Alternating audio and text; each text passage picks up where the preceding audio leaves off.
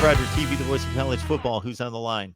OSU is recruiting while watching their game so far in the season.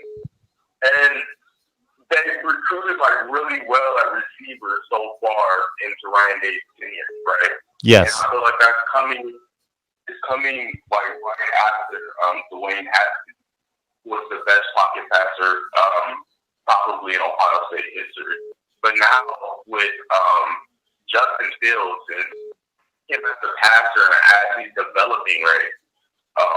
He's passing for around 220, 230 yards. And I don't know if he stays at the same level that he's at in his career, will we still be able to attract that same receiver talent where they see that they might not be utilized at the level that they might want to be used at based on Justin Fields' skill set? What do you think about that? I think yes. I understand your concern. I understand your viewpoint. But look at what Georgia does through the air and how limited they are. Look at what Ohio State did under J.T. Barrett and the quarterbacks that preceded him in terms of a limited passing attack. Look at what Urban Meyer did at Florida in regards to not passing the ball for any prolific yardage and touchdown totals and still recruiting and signing elite talent. Look at what LSU has done for many years under Les Miles and now Ed Orgeron, even though they revamped the offense this year in bringing in guys like Jarvis Landry and DJ Chark and Odell Beckham Jr. and on and on and on, Mark Clayton and those kind of players at LSU. So, yeah, a school like Ohio State's not going to have any issue bringing in top-notch NFL talented wide receiver, especially since they're still going to throw the ball and throw it prolifically, just maybe not to the degree that they did under Dwayne Haskins.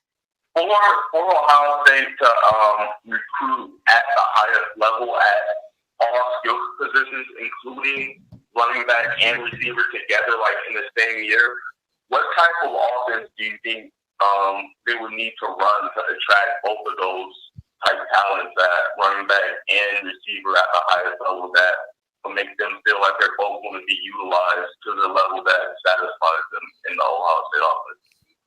Well, how big of a change do you think that would be from what they're doing right now?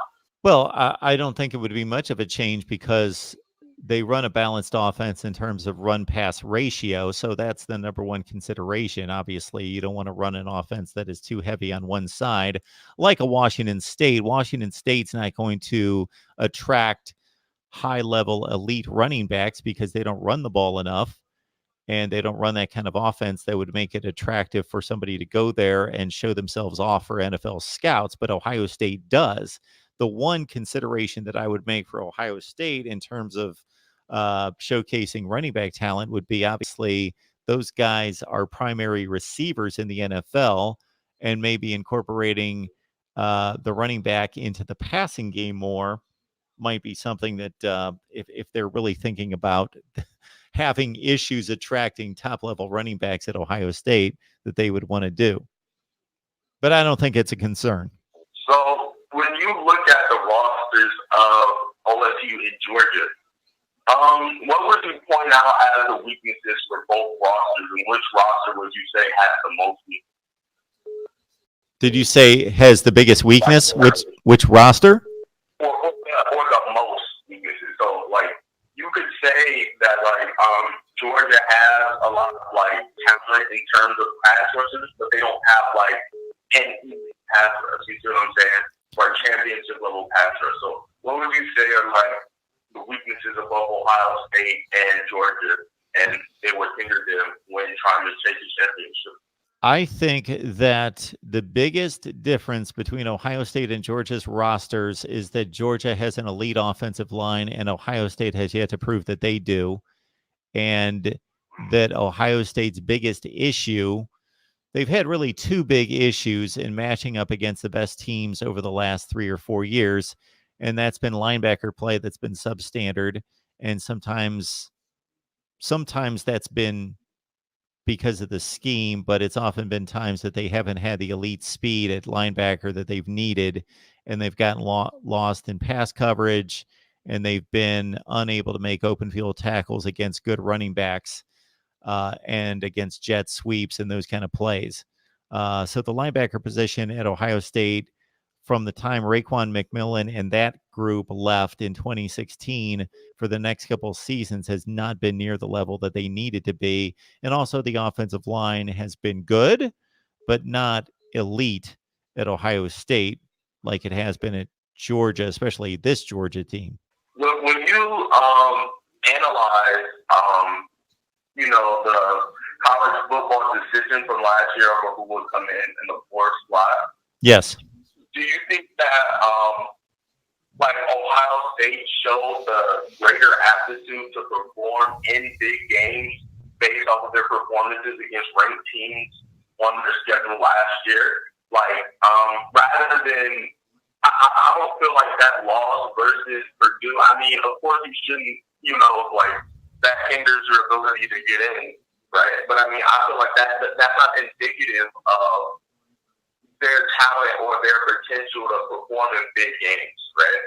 I feel like their seasons, Ohio State as a whole, they either played down or they played down or they played up to their competition last year.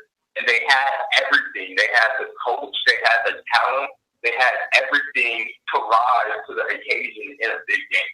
Yeah, the playoff committee has gotten hung up on the bad loss, and the bad loss is what it is. So I certainly can't defend Ohio State going out and losing by 31 points to Iowa the previous season or losing by 29 points to Purdue.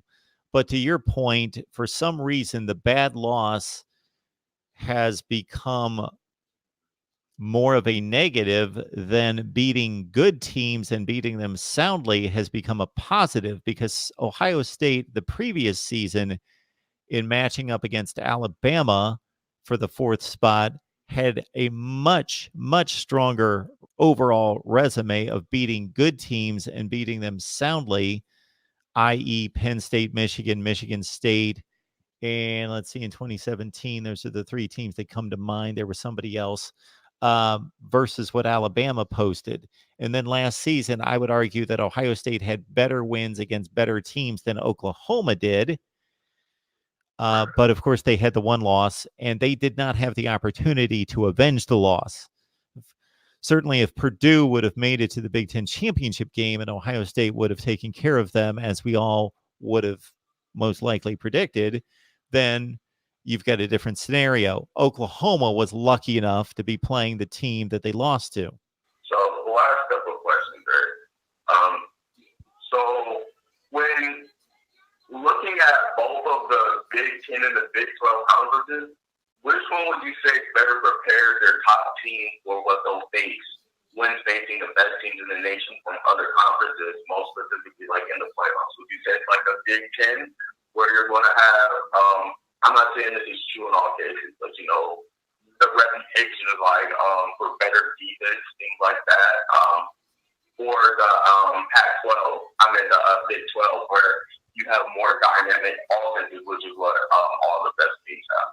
Well, it depends on what specific teams you're talking about in the Big Ten, because I think Ohio State continues to distinguish it. Yeah.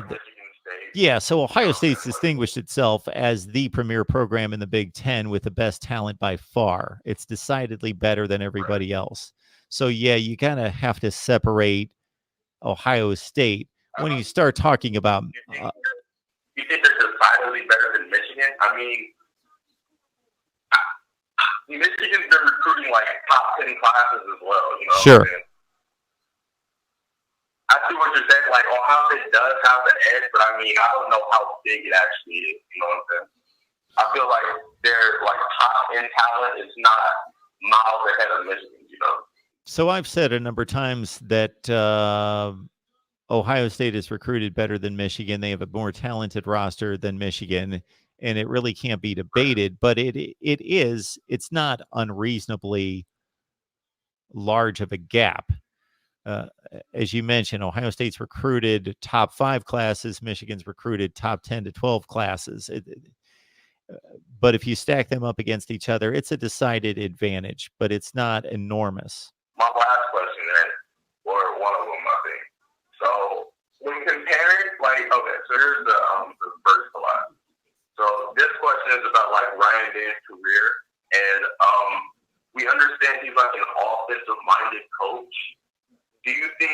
should follow like the what the Clemson coaches did. That was Sweeney model of since he's an offensive guy, hiring like a right hand man on defense, that you can trust and rely on to like take care of that side of the ball while you worry about the offensive side of the ball more during your career as a coach? Or how do you think that he should go about handling the defensive side of the ball? Do you think he should try to stick his nose in it, or what's your opinion on that? Well, there's no question that every head coach has a certain side of the ball that they've focused on throughout their careers and ascending to the level that they have and getting the big job. And for Ryan Day, yes, he's a master coordinator of offense in the passing game and play calling. And so as a coach who's not only the CEO, first time CEO of a program like Ohio State, he's also still calling the plays. He has plenty on his plate to not get involved with the defense. He's taking on more than the typical head coach, and he's doing it as a first-year head coach. So he needs to stay out of the defensive room unless he sees something, I think, as a head coach who has awareness and understands big picture issues. If he sees a systematic problem, then he could certainly get involved in the defense. But that's not something that he wants to get involved in day to day.